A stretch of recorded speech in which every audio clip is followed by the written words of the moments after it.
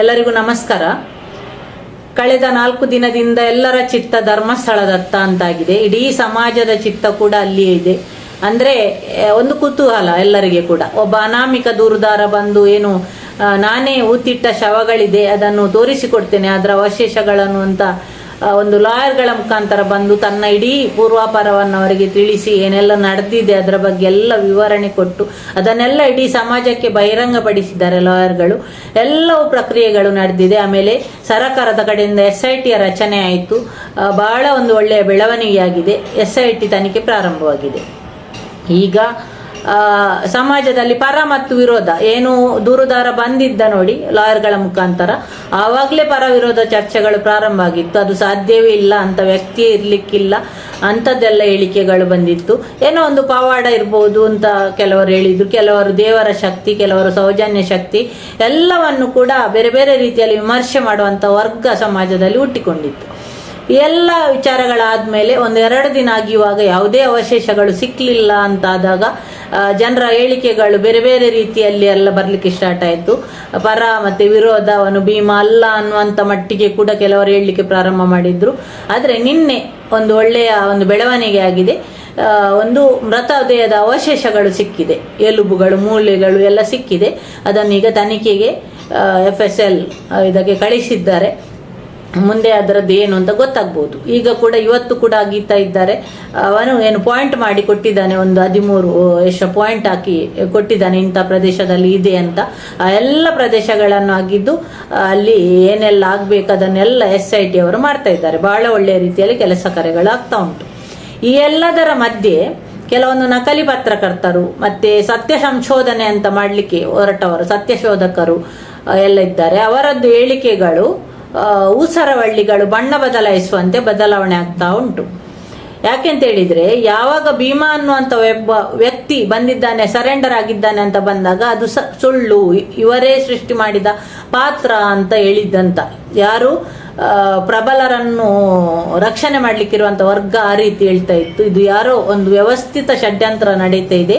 ದೇವಸ್ಥಾನ ಶ್ರದ್ಧಾ ಕೇಂದ್ರವನ್ನು ಹೆಸರಾಳು ಮಾಡಲಿಕ್ಕೆ, ಟಾರ್ಗೆಟ್ ಮಾಡಲಿಕ್ಕೆ ಯಾರೋ ಎಲ್ಲ ಸೇರಿಕೊಂಡು, ಕಮ್ಯುನಿಸ್ಟ್ ಅದು ಇದು ಎಲ್ಲ ಬಂದಿದೆ, ಎಲ್ಲರೂ ಸೇರಿಕೊಂಡು ಮಾಡಿದಂತ ಒಂದು ಷಡ್ಯಂತ್ರ ಅಂತ ಹೇಳಿ ಆ ವ್ಯಕ್ತಿ ಇರ್ಲಿಕ್ಕೆ ಸಾಧ್ಯನೇ ಇಲ್ಲ, ಯಾರೋ ಒಂದು ಸೃಷ್ಟಿ ಮಾಡಿ ತಯಾರಿ ಮಾಡಿ ಕಳಿಸಿದ್ದಾರೆ ಅನ್ನುವ ಮಟ್ಟಿಗೆ ಒಂದು ಹೇಳಿಕೆಗಳು ಬರ್ತಾ ಇತ್ತು. ವಸಂತ್ ಗಿಳಿಯಾರ್ ಇರ್ಬೋದು ಅಥವಾ ಬೇರೆ ಬೇರೆ ಎಲ್ಲರೂ ಕೂಡ ಅವನನ್ನು ಫಾಲೋ ಮಾಡುವಂಥವರಿದ್ದಾರೆ ಕೆಲವರು, ಅವರೆಲ್ಲರ ಹೇಳಿಕೆಗಳು ಇತ್ತು. ಮತ್ತೆ ಕೆಲವೊಂದು ನಕಲಿ ಪತ್ರಕರ್ತರು ಅವರೆಲ್ಲರೂ ಕೂಡ ಇಂಥ ಹೇಳಿಕೆಗಳನ್ನು ಕೊಡ್ತಾ ಇದ್ರು. ಈ ಎಲ್ಲದರ ಮಧ್ಯೆ ಎಲ್ಲ ಪ್ರಕ್ರಿಯೆಗಳು ಮುಗಿದು ಈಗ ನಿನ್ನೆ ಅಸ್ಥಿಪಂಜರದ ಅವಶೇಷಗಳು ಸಿಕ್ಕಿದೆ ಅಂತ ಆದ್ಮೇಲೆ ಪೂರ್ತಿ ಹೇಳಿಕೆಗಳು ಬದಲಾಗಿದೆ. ಅಂದ್ರೆ ಏನು ಹೇಳಿಕೆಗಳು ಹೇಗೆ ಇದೆ ಅಂತ ಹೇಳಿದ್ರೆ, ಹೌದು ಆ ಪ್ರದೇಶದಲ್ಲಿ ಹೆಣ ಊತಿಟ್ಟದ್ದು ಹೌದು, ಅದಕ್ಕೆ ಕೂಡ ಯಾವ ರೀತಿಯಿಂದ ನಂಬರ್ಸ್ ಕೂಡ ಹೇಳ್ತಾರೆ. 1988ರಿಂದ 2025 ತನಕ 264 ಶವವನ್ನು ಅಲ್ಲಿ ಊತಿಡಲಾಗಿದೆ, ಅದಕ್ಕೆಲ್ಲ ದಾಖಲೆಗಳಿವೆ ಅಂತ ಯಾರು ಈ ಸತ್ಯ ಶೋಧನೆ ಮಾಡುವಂತ ವಸಂತ್ ಗಿಳಿಯಾರ್ ಅವರು ತಮ್ಮ ಫೇಸ್ಬುಕ್ನಲ್ಲಿ ಪೋಸ್ಟ್ ಹಾಕಿಕೊಂಡಿದ್ದಾರೆ.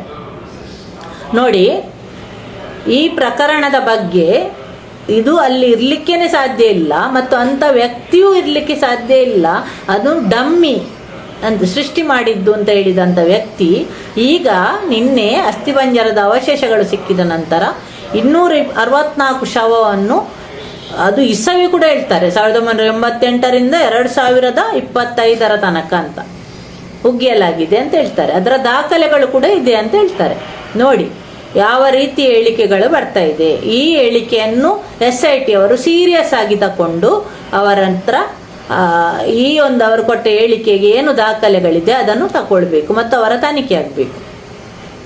ಮತ್ತೆ ಈ ವಿಚಾರಗಳೆಲ್ಲ ಪ್ರಾರಂಭವಾಗಿ ಈ ರೀತಿ ಒಂದು ಭೀಮಾ ಅನ್ನುವಂಥ ವ್ಯಕ್ತಿ ಹೇಳಿಕೆ ಕೊಡ್ತಾನೆ, ಎಲ್ಲ ವಿಚಾರ ಹೇಳ್ತಾನೆ ಅಂತ ಗೊತ್ತಾದ ತಕ್ಷಣ ಪಂಚಾಯತ್ನಲ್ಲಿ ಒಂದು ಪ್ರೆಸ್ ಮೀಟ್ ಆಗ್ತದೆ. ಪಂಚಾಯತ್ ಉಪಾಧ್ಯಕ್ಷರು ಕೆಲವು ವಿಚಾರಗಳನ್ನು ಹೇಳ್ತಾರೆ. ಅನಾಥ ಶವಗಳನ್ನು ಊತಿಟ್ಟಿದ್ದೇವೆ ನಾವು ಕೆಲವು ಕಡೆಗಳಲ್ಲಿ, ಅಂದ್ರೆ ನಮ್ಮ ಇಲ್ಲಿ ರುದ್ರಭೂಮಿ ಇರಲಿಲ್ಲ ಯಾವಾಗ ತನಕ ಅಂದ್ರೆ 2006ರವರೆಗೆ ರುದ್ರ ಭೂಮಿ ಇರಲಿಲ್ಲ, ಸ್ಮಶಾನ ಇರಲಿಲ್ಲ. ಹಾಗಾಗಿ ಹೆಣಗಳನ್ನು ಊತಿಡಲಾಗಿದೆ ಬೇರೆ ಬೇರೆ ಕಡೆಗಳಲ್ಲಿ ಅಂತ ಹೇಳ್ತಾರೆ. ಆಗ್ಲಿಕ್ಕೆ ಸಾಧ್ಯ ಇಲ್ಲ ಅಂತ ನಮಗೆ ಸಹ ಗೊತ್ತುಂಟು, ಎಲ್ಲರಿಗೆ ಗೊತ್ತುಂಟು. ಯಾಕೆಂದ್ರೆ ಅದಕ್ಕೊಂದು ಮೀಸಲು ಜಾಗ ಅಂತ ಇರ್ತದೆ. ಮತ್ತೆ ಆ ರೀತಿ ಎಲ್ಲೆಲ್ಲೋ ಕೊಂಡೋಗಿ ಊತಿಡ್ಲಿಕ್ಕೆ ಆಗುದಿಲ್ಲ. ಯಾಕೆ ಅಂತ ಹೇಳಿದ್ರೆ ಮುಂದಿನ ದಿನಗಳಲ್ಲಿ ಆ ಒಂದು ಹೆಣಕ್ಕೆ ಸಂಬಂಧಪಟ್ಟ ಮನೆಯವರು, ಕುಟುಂಬದವರು ಬಂದಾಗ ಆ ಹೆಣವನ್ನು ತೆಗೆದುಕೊಡ್ಬೇಕಾಗ್ತದೆ. ಹಾಗೆ ಊತಿಡ್ಲಿಕ್ಕೆ ಆಗುದಿಲ್ಲ. ಹಾಗೆ ಊತಿಟ್ಟಿದ್ದೇವೆ ಅಂತ ಹೇಳಿದ್ರು ಅವರು. ಅದೆಲ್ಲ ಆಯ್ತು. ಆಮೇಲೆ ಈಗ ನಿನ್ನೆಯಿಂದ ಹೊಸ ವರಸೆ ಶುರುವಾಗಿದೆ.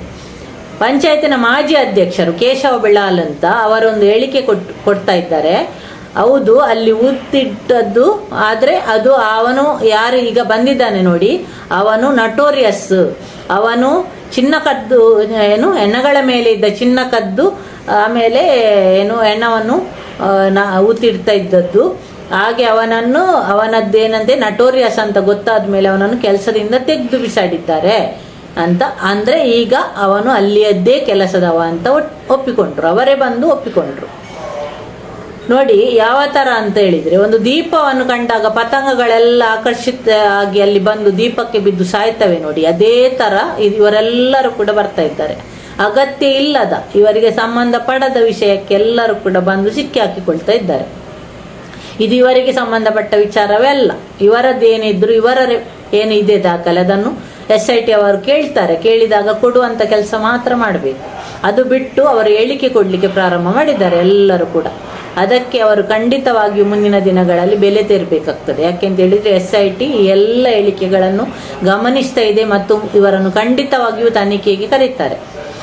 ಈ ರೀತಿಯ ಹೇಳಿಕೆಗಳು ಬರ್ತಾ ಇದೆ ಈಗ ಬೇರೆ ಬೇರೆ ರೀತಿಯ. ಅಂದ್ರೆ ಮೊನ್ನೆ ತನಕ ಸುಳ್ಳ ಅಂತ ಹೇಳ್ತಾ ಇದ್ರು, ನಿನ್ನೆಯ ನಂತರ ಅವನು ಕಳ್ಳ ಅಂತ ಹೇಳ್ತಾ ಇದ್ದಾರೆ. ಈ ಒಂದು ವೇಳೆ ಹೆಣ್ಣು ಮಕ್ಕಳ ಶವಗಳು ಸಿಕ್ಕಿದಾಗ ಇವರು ಖಂಡಿತ ಅವನನ್ನು ರೇಪಿಸ್ಟ್ ಮಾಡಿಯೇ ಬಿಡ್ತಾರೆ, ಖಂಡಿತ ಮಾಡ್ತಾರೆ. ಆ ರೀತಿಯ ಒಂದು ಜನರೆಲ್ಲ ಇದ್ದಾರೆ. ಅಂದ್ರೆ ಪ್ರಬಲರನ್ನು ರಕ್ಷಣೆ ಮಾಡಲಿಕ್ಕೆ ಕಟಿಬದ್ಧರಾಗಿರುವಂತ ಒಂದು ಕೂಟ. ಇವರೆಲ್ಲರೂ ಕೂಡ ಇದಕ್ಕೆ ಅಂತಲೇ ಇರುವಂತವರು. ಹಣದ ಆಮಿಷಕ್ಕೆ ಬಲಿಯಾಗಿ ಪ್ರಬಲರ ಜೊತೆ ನಿಂತವರು ಇವರೆಲ್ಲರೂ ಕೂಡ. ಮತ್ತೊಬ್ರು ನಿನ್ನೆ ಒಂದು ಜವಾಬ್ದಾರಿಯುತ ಸ್ಥಾನದಲ್ಲಿರುವಂತವರು KS ಹೆಗ್ಡೆ ಹಾಸ್ಪಿಟಲ್ನಲ್ಲಿ ಒಬ್ಬ ಪ್ರೊಫೆಸರ್, ಹಿರಿಯ ಪ್ರೊಫೆಸರ್ ಆಗಿರುವಂತ ವ್ಯಕ್ತಿ ಮಹಾಬಲ ಶೆಟ್ಟಿ ಅನ್ನುವರು, ಅವರೊಂದು ಮಾತಾಡ್ತಾರೆ ನಿನ್ನೆ ಚಾನಲ್ ಅಲ್ಲಿ ಕುತ್ಕೊಂಡು. ನನ್ನ ಗಮನಕ್ಕೆ ಇದೆ ಸುಮಾರು 70ಕ್ಕಿಂತ ಹೆಚ್ಚು ಹೆಣಗಳನ್ನು, ಅಂದ್ರೆ ಐಡೆಂಟಿಫೈ ಮಾಡ್ಲಿಕ್ಕೆ ಆಗದ, ಗುರುತಿಸಲಾಗದ ಶವಗಳನ್ನು ಅಲ್ಲಿ ನೇತ್ರಾವತಿಯ ಬದಿಯಲ್ಲಿ ಎಲ್ಲ ಕಾಡಲ್ಲಿ ಇಟ್ಟಿದೆ. ಅದರಲ್ಲಿ ಕೂಡ ನಾನು ಒಂದು 22 ಶವದ್ದು ಪೋಸ್ಟ್ ಮಾರ್ಟಮ್ ನಾನೇ ಮಾಡಿದ್ದು ಅಲ್ಲಿ ಊತಿಡಲಾಗಿದೆ ಅಂತ ಹೇಳಿಕೆ ಕೊಡ್ತಾರೆ. ಒಂದು ವಿಷಯ ಗಮನಿಸಬೇಕು, ಇಂಥ ಅನಾಥ ಶವಗಳು ಸಿಕ್ಕಿದಾಗ ಅದನ್ನು ಯಾವುದೇ ಕಾರಣಕ್ಕೂ ಈ ರೀತಿ ಡಾಕ್ಟರ್ಗಳು ಬಂದು ಪೋಸ್ಟ್ ಮಾರ್ಟಮ್ ಮಾಡುವಂತಿಲ್ಲ. ಅದು ಸರಕಾರಿ ಒಂದು ಇದಕ್ಕೆ ವಿಷಯಕ್ಕೆ ಸಂಬಂಧಪಟ್ಟದ್ದು. ಸರಕಾರಿ ಆಸ್ಪತ್ರೆಯ ಡಾಕ್ಟರ್ಗಳು ಬಂದು ಪೋಸ್ಟ್ ಮಾರ್ಟಮ್ ಮಾಡಬೇಕು. ಒಂದು ವೇಳೆ ಹೌದು ಅಂತಾದ್ರು ಇವರನ್ನು ಕರೆದು ಮಾಡಿದ್ದಾರೆ ಅಂತ ಹೇಳಿದ್ರು, ಅದಕ್ಕೆ ಇವರು ದಾಖಲೆ ಇಟ್ಕೊಳ್ಬೇಕು. ಊತಿಡುವಾಗ ಅವರು ಅಲ್ಲಿ ಇದ್ರೆ ನಾನು ಇದ್ದೇನೆ ಅಂತ ದಾಖಲೆಯನ್ನು ಖಂಡಿತ ಒದಗಿಸಬೇಕಾಗ್ತದೆ. ಮತ್ತು ಎಲ್ಲ 70 ಶವ ಏನು ಹೇಳ್ತಾರೆ ಅವರು, ಮತ್ತೆ ಅವರು 26 ಶವ ಪೋಸ್ಟ್ ಮಾಡಿ ಪ್ರತಿಯೊಂದರ ದಾಖಲೆ ಕೂಡ ಡಾಕ್ಟರ್ ಮಹಾಬಾಯ್ ಶೆಟ್ಟಿ ಅವರು ಒದಗಿಸಲೇಬೇಕಾಗ್ತದೆ SIT ಅವರಿಗೆ. SIT ಇದನ್ನು ಗಮನಿಸಬೇಕು. ಇದನ್ನೆಲ್ಲ ಹೇಳ್ತಾ ಇದ್ದಾರೆ. ಈ ಹೇಳಿಕೆಗಳೆಲ್ಲ ಯಾವಾಗ ಬರಬೇಕಿತ್ತು ಅಂತ ಹೇಳಿದ್ರೆ, ಯಾವಾಗ SIT ತನಿಖೆ ಆಗಬೇಕು, SIT ರಚನೆ ಆಗಬೇಕು ಅಂತ ಎಲ್ಲ ಮಾತಾಡ್ತಾ ಇರುವಾಗ ಮತ್ತು ಅನಾಮಿಕ ದುರುದಾರ ಬಂದು ಹೇಳಿಕೆ ಕೊಡುವಾಗ ಎಲ್ಲ ವಿಚಾರಗಳನ್ನು ಇವರು ಬಹಿರಂಗಪಡಿಸಬೇಕಿತ್ತು. ಒಂದು ಶವದ ಏನು ಅವಶೇಷಗಳು ಸಿಕ್ಕಿದ ನಂತರ ಈ ಎಲ್ಲ ಹೇಳಿಕೆಗಳು ಹೇಗೆ ಬರ್ತಾ ಇದೆ ಅನ್ನೋದು ಎಲ್ಲರ ಸಮಾಜದ ಪ್ರಶ್ನೆ. ಇದಕ್ಕೆಲ್ಲ ಕಾರಣ ಏನು? ಇವರೆಲ್ಲ ಎಲ್ಲಿದ್ರು ಇಷ್ಟು ದಿನ? ಈ ಪ್ರಕ್ರಿಯೆ ಪ್ರಾರಂಭ ಆಗಿ ಸುಮಾರು 1 ತಿಂಗಳು ಹೆಚ್ಚಾಯ್ತು. ಎಲ್ಲಿದ್ರು ಇವರೆಲ್ಲ? ಬಿಲದೊಳಗಿಂದ ಇವರೆಲ್ಲ ಈಗ ಹೇಗೆ ಹೊರಗೆ ಬಂದ್ರು ಅನ್ನೋದು ಪ್ರಶ್ನೆ. ಇವರೆಲ್ಲರೂ ಕೂಡ SIT ಅವರಿಗೆ ತಮ್ಮಲ್ಲಿರುವ ಎಲ್ಲ ಮಾಹಿತಿ ಕೊಟ್ಟು ತನಿಖೆಗೆ ಸಿದ್ಧರಾಗಬೇಕು. ಇವರನ್ನು ಖಂಡಿತವಾಗಿಯೂ SIT ತನಿಖೆ ಮಾಡಲೇಬೇಕಾಗ್ತದೆ. ಆ ರೀತಿಯ ನಂಬರ್ಸ್ ಸಮೇತ ಹೇಳ್ತಾರೆ ಇವರನ್ನು ಖಂಡಿತ ಮತ್ತೊಂದು ವಿಷಯ, ಅಲ್ಲಿ ಶವವನ್ನು ಊತಿಡಲಾಗಿದೆ ಅಂತ ಹೇಳಿದಂತ ಜಾಗ ಏನಿದೆ ಅದು ಮೀಸಲು ಅರಣ್ಯ ಪ್ರದೇಶ. 1972 ಅಲ್ಲಿ ಒಂದು ಆಕ್ಟ್ ಬಂದಿರ್ತದೆ, ಕಾಯ್ದೆ. ಅದರ ಪ್ರಕಾರ ಯಾವುದೇ ಕಾರಣಕ್ಕೂ ಮೀಸಲು ಅರಣ್ಯ ಪ್ರದೇಶದಲ್ಲಿ ಶವ ಊತಿಡ್ಲಿಕ್ಕೆ ಇಲ್ಲ. ಶವಗಳನ್ನು ಹೂಳುವಂತ ಒಂದು ವಿಚಾರವೇ ಇಲ್ಲ. ಅದು ಕಾನೂನು ಪ್ರಕಾರ ದೊಡ್ಡ ತಪ್ಪು. ಅದು ಮಾಡಲಿಕ್ಕೆ ಇಲ್ಲ. ಒಂದು ವೇಳೆ ಸ್ಮಶಾನ ಇಲ್ಲದ ಜಾಗದಲ್ಲಿ ಏನಾದರೂ ಅನಾಥ ಶವಗಳು ಸಿಕ್ಕಿದಾಗ, ಅದರ ವಾರಸುದಾರರು ಬರದೇ ಇದ್ದಾಗ ಶವ ಊತಿ ಇಡ್ಲಿಕ್ಕೆ ಅಂತಲೇ ಮೀಸಲು ಪ್ರದೇಶಗಳಿರ್ತದೆ. ಅದಕ್ಕಂತಲೇ ಒಂದು ಪ್ರದೇಶಗಳನ್ನು ಅದು ಸರ್ಕಾರ ಮತ್ತು ಪೊಲೀಸ್ ಇಲಾಖೆ ಮತ್ತು ಸಂಬಂಧಪಟ್ಟ ಅಧಿಕಾರಿಗಳದನ್ನು ಎಲ್ಲಿ ಉಳ್ಬೇಕು ಅಂತ ನಿರ್ಣಯ ಮಾಡಿ ಮಾಡುವಂಥದ್ದು. ಯಾಕೆಂದ್ರೆ ಮುಂದಿನ ದಿನಗಳಲ್ಲಿ ಯಾರಾದ್ರೂ ವಾರಸುದಾರರು ಬಂದಾಗ ಆ ಶವವನ್ನು ತೆಗೆದು, ಆ ಒಂದು ಅಸ್ಥಿ ಏನಿದೆ ಅದನ್ನು ತೆಗೆದು ಅವರ ಕುಟುಂಬಕ್ಕೆ ಕೊಡುವಂತ ಕೆಲಸ ಪ್ರಕ್ರಿಯೆ ಮಾಡಲಿಕ್ಕೆ ಸುಲಭ ಆಗಬೇಕು ಅನ್ನೋ ನಿಟ್ಟಿನಲ್ಲಿ ಅದನ್ನೆಲ್ಲ ಆ ರೀತಿ ಮಾಡ್ತಾರೆ. ಅದೆಲ್ಲಕ್ಕೆ ಕೂಡ ಈಗ ಯಾರೆಲ್ಲ ಹೇಳಿಕೆ ಕೊಟ್ಟಿದ್ದಾರೆ, ಶಾಲೆಯಲ್ಲಿ ಒಂದು ಪೆನ್ ಪೆನ್ಸಿಲ್ ಸಿಕ್ಕಿದಾಗ ಯಾರದ್ದು ಅಂತ ಟೀಚರ್ ಕೇಳಿದಾಗ ನನ್ನದು ನನ್ನದು ನನ್ನದು ಅಂತ ಎದ್ದು ನಿಲ್ತಾರೆ ಮಕ್ಕಳು. ಆ ಥರ ಯಾರೆಲ್ಲ ಈಗ ಎದ್ದು ನಿಂತಿದ್ದಾರೆ, ಇವರೆಲ್ಲರ ಮುಂದೆ ತನಿಖೆಗೆ ಖಂಡಿತವಾಗಿಯೂ ಇವರನ್ನು ಸಿದ್ಧರಾಗಿರ್ಬೇಕು. ಇವರೆಲ್ಲರನ್ನು ತನಿಖೆ ಮಾಡಬೇಕು. ಯಾರೆಲ್ಲ ಈ ರೀತಿ ಸ್ಟೇಟ್ಮೆಂಟ್ ನಂಬರ್ಸ್ ಎಲ್ಲ ಕೊಡ್ತಾ ಇದ್ದಾರೆ ಇವರನ್ನೆಲ್ಲರನ್ನು SIT ತನಿಖೆ ಮಾಡಬೇಕು. ಮತ್ತೊಂದು ಮುಖ್ಯ ವಿಚಾರ ನಾನು ಇವತ್ತು ಮಾತಾಡಲೇಬೇಕು. ಏನು ಅಂತ ಹೇಳಿದ್ರೆ, ವಸಂತ ಗಿಳಿಯಾರ್ ಅವರು ಒಂದು ಮೊನ್ನೆ ಹೇಳ್ತಾ ಇದ್ದಾರೆ ಒಂದು ಚಾನಲ್ ಅಲ್ಲಿ ಕೂತ್ಕೊಂಡು, ಇದು ಸುಜಾತ ಭಟ್ ಅನ್ನುವರ ಮಗಳು ಅನನ್ಯ ಅನ್ನೋದು ಒಂದು ಸೃಷ್ಟಿ ಮಾಡಿದ ಪಾತ್ರ. ಅವಳು ಇದ್ಲು ಅನ್ನೋದಕ್ಕೆ, ಮೊದಲು ಇದ್ಲು ಅನ್ನೋದಕ್ಕೆ ಯಾವುದೇ ರೀತಿಯ ಪ್ರೂಫ್ ಇಲ್ಲ. ಅವಳು ಮೆಡಿಕಲ್ ಸ್ಟೂಡೆಂಟ್ ಅನ್ನೋದಕ್ಕೂ ಪ್ರೂಫ್ ಇಲ್ಲ. ಇದು ಎಲ್ಲ ಷಡ್ಯಂತ್ರ, ಇವರನ್ನೆಲ್ಲ ಇಲ್ಲಿ ತಯಾರು ಮಾಡಿ ಇವರನ್ನೆಲ್ಲ ಸೃಷ್ಟಿ ಮಾಡಿ ತಂದ ಪಾತ್ರಗಳು ಅಂತ ಹೇಳ್ತಾರೆ. ನೋಡಿ ವಸಂತ್ ಗಿಳಿಯಾರ್ ಅವರೇ, ಸುಜಾತ ಭಟ್ ಅನ್ನುವರು ಈಗ SIT ರಚನೆ ಆಗ್ತದೆ ಅಥವಾ ದೂರುದಾರ ಒಬ್ಬ ಬಂದ ಮೇಲೆ ಬಂದಂತವರಲ್ಲ. ಯಾವಾಗ ಸೌಜನ್ಯ ಹೋರಾಟ ಮತ್ತೊಮ್ಮೆ ಪ್ರಾರಂಭವಾಯಿತು, ಸಂತೋಷ್ ರಾವ್ ನಿರಪರಾಧಿ ಅಂತ ಬಿಡುಗಡೆ ಆದ್ಮೇಲೆ ಸೌಜನ್ಯ ಹೋರಾಟ ಪ್ರಾರಂಭ ಆಯಿತು. ಆ ನಂತರ ಒಂದೆರಡು ಚಾನೆಲ್ಗಳಲ್ಲಿ ಸಂದರ್ಶನ ಕೂಡ ಕೊಟ್ಟಿದ್ದಾರೆ, ಪೂರ್ತಿ ವಿವರ ಹೇಳಿದ್ದಾರೆ. ಅವತ್ತು ಏನ್ ಹೇಳಿದ್ರು ಅದನ್ನೇ ಅವರು ಇವತ್ತು ಕೂಡ ಹೇಳ್ತಾ ಇದ್ದಾರೆ. ಅವರ ಸಂದರ್ಶನವನ್ನು ನೀವು ನೋಡಿರಲಿಲ್ಲ ಅಂತ ಕಾಣ್ತದೆ. ಅವರು ಈಗ ಬಂದಂತ ಪಾತ್ರ ಅಲ್ಲ. ಅವರ ನೋವನ್ನು ಹೇಳಿಕೊಂಡು ಅವರು 2 ವರ್ಷ ಆಯ್ತು. ಆ ಹೊತ್ತಿನಲ್ಲಿ ನಿಮ್ಮ ಬಾಯಿಂದ ಈ ಮಾತು ಬರಲಿಲ್ಲ. ಇವತ್ತು SIT ರಚನೆ ಆಯ್ತು, ಈ ಬುರುಡೆ ರಹಸ್ಯ ಮೇಲೆ ಬರ್ತದೆ ಅಂತ ಹೇಳುವಾಗ ಅದು ಸೃಷ್ಟಿ ಮಾಡಿದ ಪಾತ್ರ ಅಂತ ನೀವು ಹೇಳ್ತಾ ಇದ್ದೀರಲ್ಲ, ಈ ಹೇಳಿಕೆಯನ್ನು ನೀವು ಯಾಕೆ ಮೊದಲು ಕೊಡ್ಲಿಲ್ಲ? ಮತ್ತೊಂದು ಮುಖ್ಯ ವಿಚಾರ ನಾನು ಹೇಳ್ತೇನೆ. ಈ ವಿಚಾರವನ್ನು ಹೇಳಲಿಕ್ಕೆ ನೀವು ಯಾವುದೇ ರೀತಿಯಲ್ಲಿ ಕೂಡ ನೀವು ಅದಕ್ಕೆ ಹಕ್ಕುದಾರರಲ್ಲ. ಅದನ್ನು ಹೇಳಲಿಕ್ಕೆ ನಿಮ್ಗೆ ಯಾವುದೇ ರೀತಿ ಹಕ್ಕಿಲ್ಲ. ಯಾಕೆ ಅಂತ ಹೇಳಿದ್ರೆ, ಅವರು ಯಾರ ಮೇಲೆ ಅಪವಾದ ಮಾಡ್ತಾ ಇದ್ದಾರೆ ಮತ್ತು ಯಾವ ಕ್ಷೇತ್ರದಲ್ಲಿ ತನ್ನ ಮಗಳು ಮಿಸ್ಸಿಂಗ್ ಆಗಿದ್ದಾಳೆ ಅಂತ ಹೇಳ್ತಾ ಇದ್ದಾರೆ, ಆ ಕ್ಷೇತ್ರದ ಸಂಬಂಧಪಟ್ಟ ವಾರಸುದಾರರು ಆ ವಿಚಾರ ಹೇಳ್ಬೇಕು. ಸುಜಾತ ಭಟ್ ಅನ್ನುವರು ನಮ್ಮಲ್ಲಿಗೆ ಬಂದೇ ಇಲ್ಲ, ಅನನ್ಯ ಭಟ್ ಅನ್ನುವಳು ನಮ್ಮಲ್ಲಿ ಬಂದೇ ಇಲ್ಲ, ಅಂತ ಘಟನೆಗಳೇ ನಡೆದಿಲ್ಲ, ಅವರಿಗೆ ಹೊಡೆದಿಲ್ಲ, ಅವರಿಗೆ ಪೆಟ್ಟಾಗ್ಲಿಲ್ಲ, ಅವರು ಕೋಮದಲ್ಲಿ ಇರ್ಲಿಲ್ಲ, ಇದೆಲ್ಲ ಸುಳ್ಳು ಕತೆ ಅಂತ ಹೇಳ್ಬೇಕಾದವರು ಆ ಧರ್ಮಸ್ಥಳದ ಕ್ಷೇತ್ರದ ವಾರಸುದಾರರು. ಅದನ್ನು ಹೇಳಲಿಕ್ಕೆ ವಸಂತ ಗಿಳಿಯಾರು ಯಾವುದೇ ಕಾರಣಕ್ಕೂ ಅವರಿಗೆ ಹಕ್ಕಿಲ್ಲ. ಈ ಎಲ್ಲ ಹೇಳಿಕೆಗಳನ್ನು ನೀವು ಕೂತ್ಕೊಂಡು ಹೇಳಿ ಜನರ ದಾರಿ ತಪ್ಪಿಸಿ, ಹೋರಾಟದ ದಿಕ್ಕು ತಪ್ಪಿಸಿ, SITಯ ತನಿಖೆಯ ದಿಕ್ಕನ್ನು ತಪ್ಪಿಸ್ಬೇಕಂತ ಯೋಚನೆ ಮಾಡಿದ್ರೆ ಅದು ಖಂಡಿತವಾಗಿಯೂ ನಿಮ್ಮ ಭ್ರಮೆ. ಸಾಧ್ಯ ಇಲ್ಲ. ಯಾಕೆಂದ್ರೆ SIT ಅಷ್ಟು ಸುಲಭದಲ್ಲಿ ಬಿಡುವುದಿಲ್ಲ. ಕೂಲಂಕುಷವಾಗಿ ಎಲ್ಲವನ್ನು ಕೂಡ ಪರಿಶೀಲನೆ ಮಾಡಿ, ಪರೀಕ್ಷೆ ಮಾಡಿ, ಅವಲೋಕನ ಮಾಡಿ ಅವರು ತನಿಖೆ ಮಾಡ್ತಾರೆ.